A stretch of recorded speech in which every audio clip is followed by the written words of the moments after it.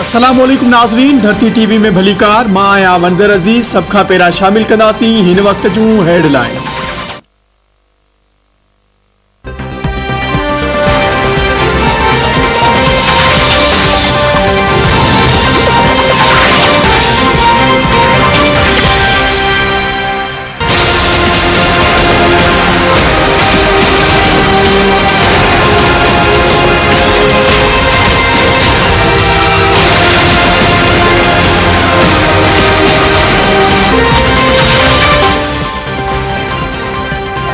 जांच इदारनि में मुबैना हुकूमती मुदाखलत, सुप्रीम कोर्ट पाण मुरादो नोटिस वठंदे हाई प्रोफाइल केसनि में मुक़ररियूं ऐं बदिलियूं रोके छॾियूं।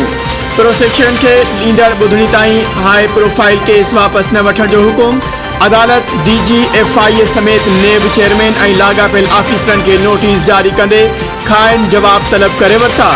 नेब लाहौर ऐं FIA मां कई आफ़ीसरनि जूं बदिलियूं कयूं वियूं। हाई प्रोफाइल केसनि में बदिलियुनि ऐं मुक़ररनि ते ॻणती आहे। DG FIA जांच आफ़ीसरनि खे पेश थियण खां रोके थो। हिकिड़े जांच आफ़ीसर खे चयो वियो त नए वॾे वज़ीर जी केस में पेश नाहे थियणो। अटॉर्नी जनरल साहब प्रोसिक्यूशन ब्रांच ऐं जांच अमल में मुदाखलत न थियण घुर्जे।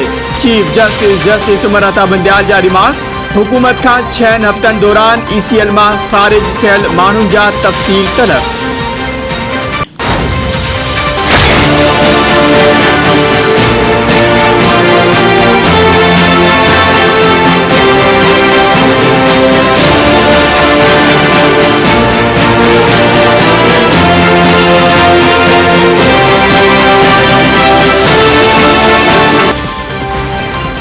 डॉलर जी उडार ते ज़ाब्तो न आयो। ओपन मार्केट खां पोइ इंटर बैंक में 200 खां चढ़ी वियो। रुपए जो मुल्ह तेज़ी सां घटिजण जो सिलसिलो जारी। मुल्की मईशत खे फर्स्ट एड ॾियण लाइ हुकूमत जूं ॿिए ॾिहाड़े IMF सां ॻाल्हियूं। ज़रियनि मूजिबि हुकूमत IMF जा घणे भाङे मुतालबा मञण लाइ राज़ी थी वई आहे।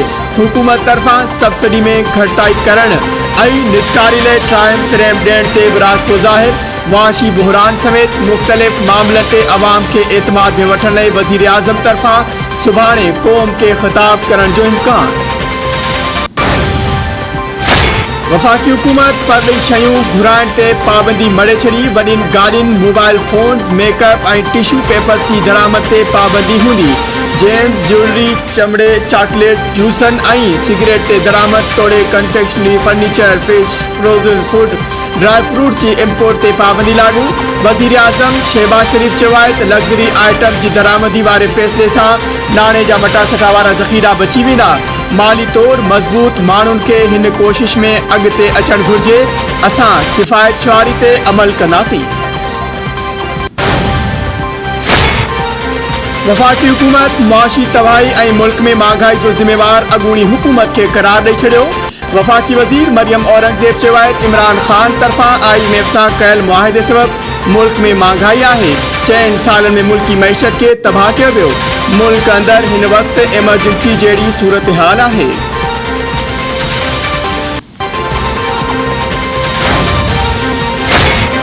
मुल्तान वारे जलसे में लॉन्ग मार्च ज़रिए तारीख़ जो ऐलान कंदुसि। अॻूणे वज़ीर आज़म इमरान ख़ान चयो आहे त हू इम्पोर्टेड हुकूमत खे नथो मञे, रुगो साफ़ ऐं शफ़ाफ़ चूंडूं चाहे थो। इलेक्शन जी तारीख़ मिलण ताईं अवामी समुंड इस्लामाबाद में रहंदो। इमरान ख़ान खे कुछ भी थियो तो मुल्की हालतुनि ते ज़ाब्तो आणणु ॾुखियो थी वेंदो। PTI अॻवान असद उमर ख़बरदार करे छॾियो।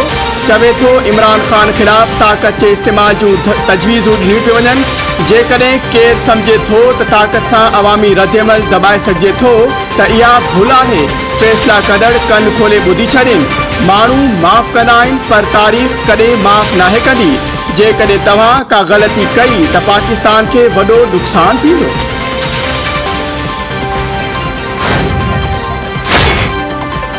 31 मई खां अॻु निगरान हुकूमत जो फ़ैसिलो थी वेंदो। अॻूणे वफ़ाक़ी घरू वज़ीर शेख रशीद जी वॾे दावा चवे थो हुननि जी 1.5 साल हुकूमत वारी दरख़्वास्त रद्द थी वई आहे। सभु गॾिजी चूंडुनि जी तारीख़ ते तय कनि। निगरान हुकूमत लाइ इस्लामाबाद में ॻाल्हियूं हलंदड़ आहिनि। लॉन्ग मार्च में झेड़ो थियो त पोइ इलेक्शन विसारे छॾियो। नून लीग वारा हींअर तपियल तय ते वेठल आहिनि। पंजाब में खेनि सरप्राइज़ ॾींदासीं।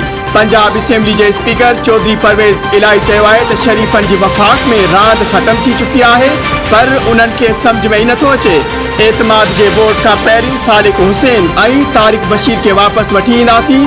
उहे ॿई ॼणा 100% वापसि ईंदा ऐं उन्हनि जो तख़्तो ऊंधो करे ईंदा। पंजाब असेंबली में PTI जे फ्रीवेल मेंबरनि खिलाफ़ नाअहली रेफरेंस जो फ़ैसिलो सुभाणे ॿुधायो वेंदो। इलेक्शन कमीशन रेफरेंस ते फ़ैसिलो अंगारे ते महफ़ूज़ कयो हो। PTI जे 25 मेंबरनि पार्टी पॉलिसी जी भञकड़ी करे वॾे वज़ीर जी चूंड में हमज़ा शहबाज़ खे वोट ॾिनो हो। पंजाब में वॾे वज़ीर जी चूंड खे कलदम ॾियण वारी दरख़्वास्त ॿुधणी लाइ सुभाणे मुक़ररु।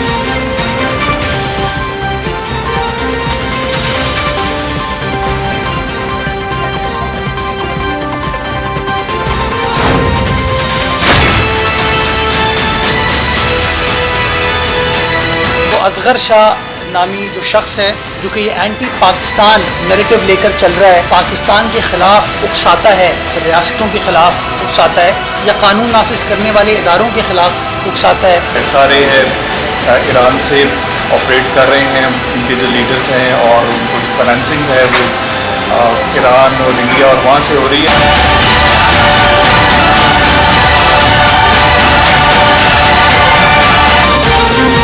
सदर धमाके जे मास्टर माइंड के ईरान में हिदायतूं मिली रही हुयूं। मार्जीवेल दहशतगर्द अलादीनो ईरान में ट्रेनिंग वठी आयो हो। दहशतगर्दी ऐं बम धमाकनि जी माली मदद भारत कंदो आहे। अलादीनो IDM बम ठाहिण जो माहिर हो। खेसि ईरान में SRA जी सरबराह असगर हिदायतूं ॾिनियूं। बम धमाके जे हवाले सां हथ आयल वीडियो में दहशतगर्द के ईरान में हिदायतूं वठंदे ॾिसी सघिजे थो। सिंध हुकूमत जे तर्जुमान मुर्तदा वहाब ऐं DIG CTD सैयद खुरम जी कराची में न्यूज़ कॉन्फ्रेंस। सिंध में फोटी कोटा तहत 358 नौकरियों ॾियण जी मंजूरी। सेहत खाते में 42, रेवेन्यू में 10, कॉलेज एजुकेशन में 7 ऐं ज़राअत में 5 नौकरियों फोटी कोटा तहत ॾिनियूं वेंदियूं। चीफ सेक्रेटरी जी सदारत हेठि थियल इजलास में फ़ैसिलो। एजुकेशन खाते में 162, लाइव स्टॉक, एक्साइज ऐं खुराक खाते में 4, इतलात खाते में 1, फिनांस में 17, आबपाशी खाते में 41, मकामी हुकूमत में 34 ऐं वर्क्स सर्विसेज में 16 नौकरियों ॾियण जी मंजूरी।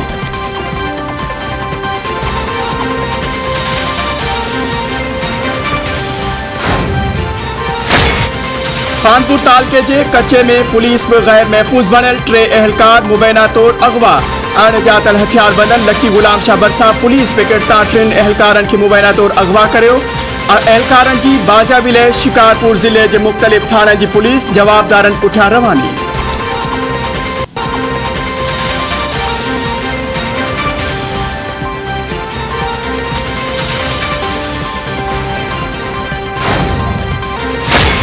उत्तर वजीरस्तान के इलाके मीर अली में गुझे इतलाते ऑपरेशन एक दहशतगर्द मारिजी वियो। ISPR मूजिब मार्जीवेल दहशतगर्द की सुञाणप अल्ताफ हुसैन के नाले सां थी। संदस कब्जे में हथियार और बारूदी मवाद हथ। मार्जीवेल दहशतगर्द सिक्योरिटी फोर्सिस ते हमलन में मुलविस।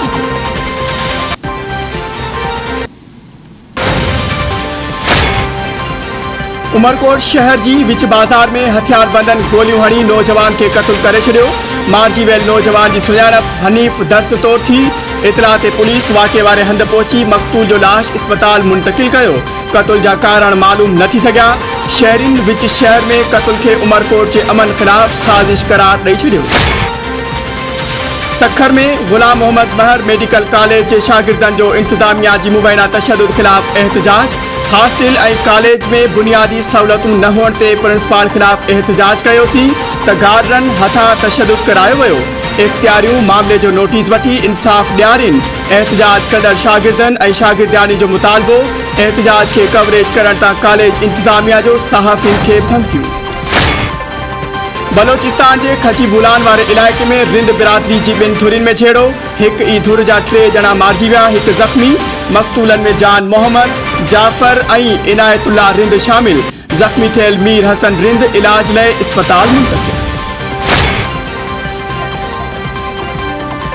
ऐं पंजाब जी गूंगी नारी ठारूशा वासी गूंगे नौजवान सां परणु करे छॾियो।